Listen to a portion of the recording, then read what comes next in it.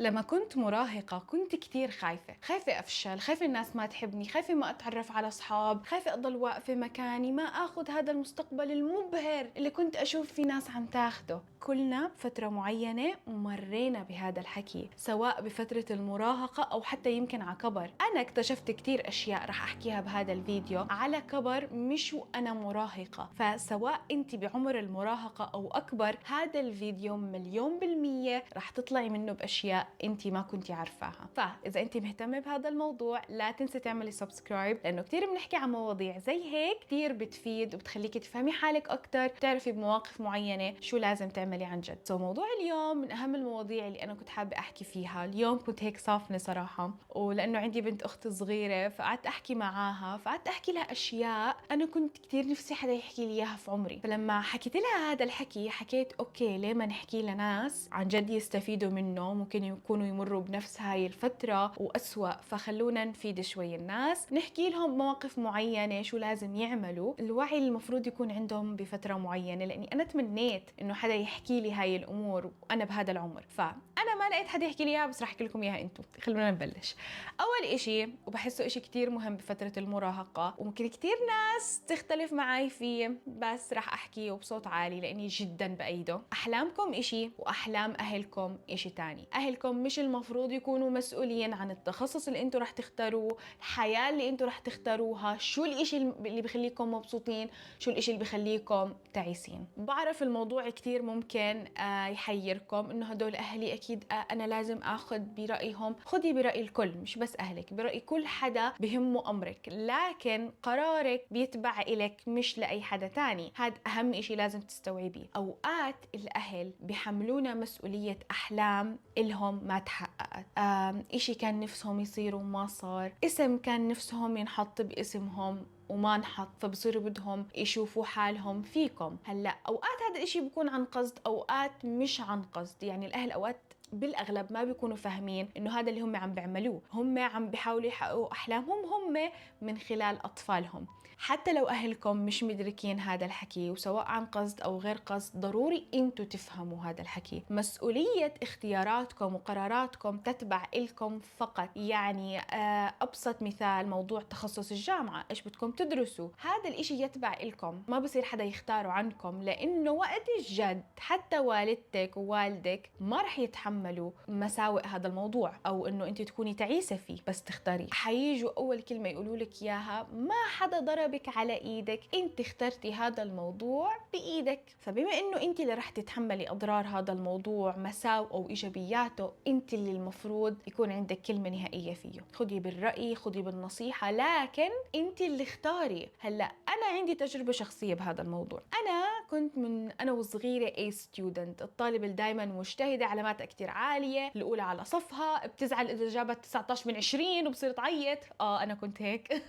وانا عم بكبر صار عند عائلتي توقعات معينة مني، اللي هي توقعات متوقعة من اغلب الاطفال المتفوقين، خلينا نحكي، والغير متفوقين. يا مهندسة يا دكتورة او محامية. المحامية مش كتير، بس دائما بركزوا على الدكتورة. هلا انا بفترة معينة جد ما كنت اعرف انه هذا طموحي ولا طموح اهلي، انه هم اللي بدهم ياني اصير دكتورة ولا انا اللي بدي اكون دكتورة. وانا عم بكبر بلشت استوعب انا مش عن جد بحب الطب. وانا كتير بخاف من هذا المجال، كتير بخاف من اي شيء بصير بهديك الغرف.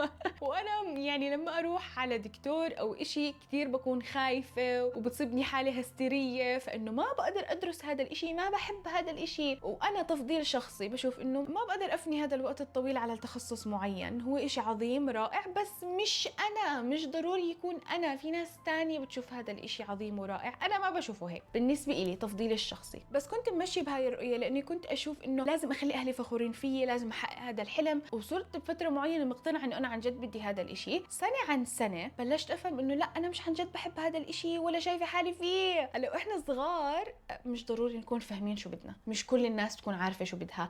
انا كان عندي 3 تخصصات في بالي، مو ضروري تكون الصورة واضحة، هي بتوضح مع الوقت، هي معمولة عشان توضح مع الوقت. مش ضروري تضغطوا حالكم انه انا لازم اعرف شو بدي إشي وأنا عمري 14 سنة. لا، سنة عن سنة الإنسان بتغير، حتى بيكتشف أشياء وهو ما كانش عارف إنها موجودة. هلا أنا لما اكتشفت إنه أنا ما بدي هذا الإشي، لحسن حظي أهلي كانوا مرنين معي، ورحت وضحت لهم إنه أنا ما بدي هذا التخصص وأنا نفسي أدخل إعلام. على الرغم من إنهم ما كانوا كتير راضيين عن هذا القرار، إلا إنهم تركوا لي المجال إني أختار. هلا حتى لما أهلكم يكونوا شوي يعني معندين على رأيهم معكم، حاولوا دايما توصلوا لنقطة وسط معاهم، تفهموهم إيش أنتوا بتحبوا ووضحوا لهم أنتوا وين شايفين حالكم بهذا الإشي. هذا الإشي بعطيهم أمان إنه أنتوا فاهمين واعيين لقراركم وقد كبير. تاني إشي مهم أنا كتير عانيت منه وأنا بالمدرسة وبالمراهقة، وأنتل ريسنتلي على فكرة أنا اللي لقيت له حل. فترة المدرسة أو بالمراهقة كتير بنحاول تفت إن، يعني يكون المكان ملائم إلنا وندخل بالجو وشلة وجروب وهيك. هذا الإشي كتير عادي، كتير منا مر فيه، كتير منا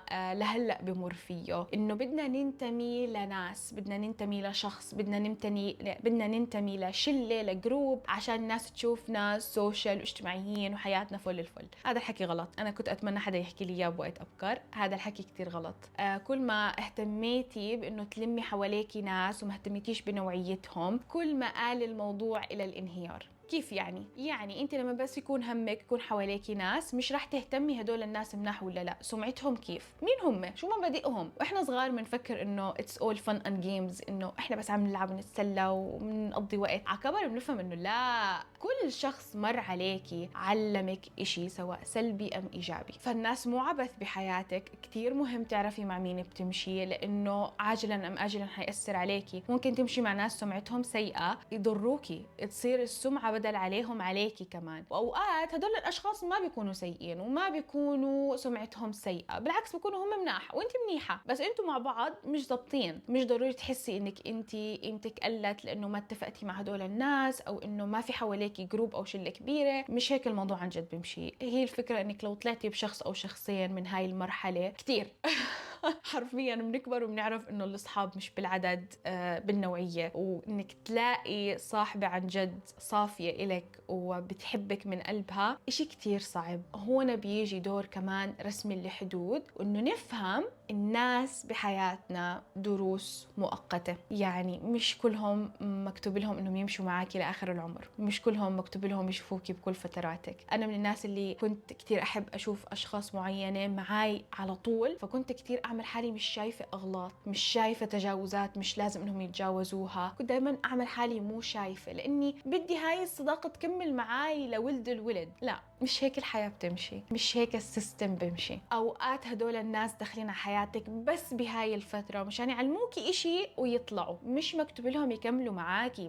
مش لازم يكملوا معاكي، غلط يكملوا معاكي، لانهم لو كملوا معاكي حيأذوكي في شغلك، في رزقك، في نفسيتك. مش دايما هدول الناس مكتوب لهم يكملوا معاكي، نادر كتير اللي حيضلوا. فما تجبري هاي الصداقات، ما تضغطي حالك تكملي مع حدا مش مكتوب له يكمل معاكي. ما ترسمي مستقبل لحدا حيضل بالماضي. هذا إشي أنا تعلمته على كبر مش على صغر، وأنا كتير بأكد عليكم على ضرورة إنه تفهموا هذا الحكي، لأنه جد كتير بفرق. أنا كتير تمسكت بصداقات سابقة كان المفروض أتخلى عنها من وقت كتير طويل، بس أنا عاملة حالي مش شايفة، لأنه هدول الأشخاص ضروني كتير على كبر ومما كانش مفروض يكملوا معاي أصلا. فما تتعلقوا بوهم إنه ممكن تتعرفي على صاحبة بوقت عشوائي في يوم عشوائي وتلاقي إنه هي أحسن من مليون صاحبة أنتي عرفتيها من 6000 سنة. فلا، مش بالوقت، مش بكتر عددهم، بنوعيتهم وبمواقفهم ببينوا. 3، لما احنا نكون صغار بنكون مفكرين انه اسلوبنا انه نشجع حالنا عشان نعمل الاشياء ونوصل لها هو انه نحكي مع حالنا بطريقة كتير سيئة. يعني مثلا انت نصحتي لك كم كيلو وانت صغيرة، عادي بتاكلي كتير شيبس واشياء، تيجي تطلعي على المراية وتحكي لحالك يا عم انصحك، شو هاد، شو المنظر هاد، ليه هيك شكلك. هذا الحكي ما بشجعك تنحفي، هذا الحكي بخليكي تاكلي اكتر.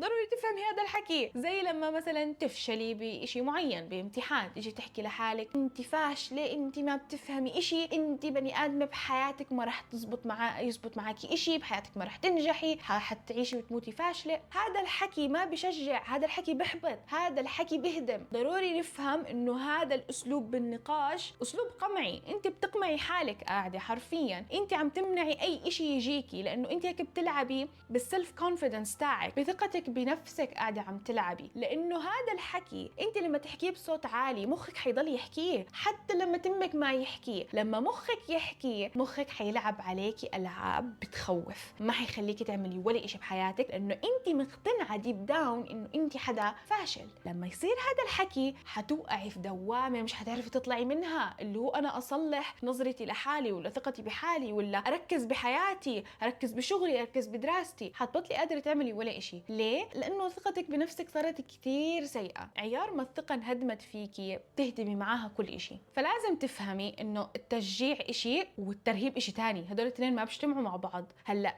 أنا ذاكرة قبل عن موضوع إنه كل شخص له طريقة تشجيع معينة مع نفسه. أوقات بتكون هاي الطريقة هي الخوف. أنا من الأشخاص اللي بزبط معاهم طريقة الخوف. بخاف لما أشوف إني ممكن ما أحقق الإشي اللي بدي إياه، فبصير بتولع معي انه لازم اعمل هذا الاشي. بس الخوف هنا مش بمعنى اني انا بحكي مع حالي بطريقه سلبيه، لا، انا بحكي معي بطريقه انه وعد بلكي ما وصلنا اللي بدنا اياه. تخيلي ضلك تحلمي بهذا الاشي وما توصلي له، طب ليه ما انت بتستاهلي؟ هذا هو الخوف اللي بخليكي تحريه. اما الترهيب انه انت بني ادمه فاشله ما حققتي هذا الاشي بحياتك، ما حتحققي اشي تاني، هذا بحياته ما بخليك تنجزي اشي. فضروري تنتبهي من صغر انت كيف عم تحكي مع حالك. كتير بتفرق، كتير بتوصل اماكن وكتير بتنزل اماكن. ورابع إشي وهو مرتبط بهذا الموضوع، كل ما فشلتي كل ما كان أحسن إلك، لأنه إحنا صغار كتير بنخاف نفشل، فعكبر بنبطل نجرب أصلاً. افشلي وانت صغيرة قد ما بتقدري، كمان ضلك جربي وخذي نتائج مش حلوة. تعرفي ليه؟ لأنه عكبر لما تيجي تجربي أشياء كبيرة وأشياء مصيرية ما رح تخافي من موضوع الفشل. لأنه أنا دايماً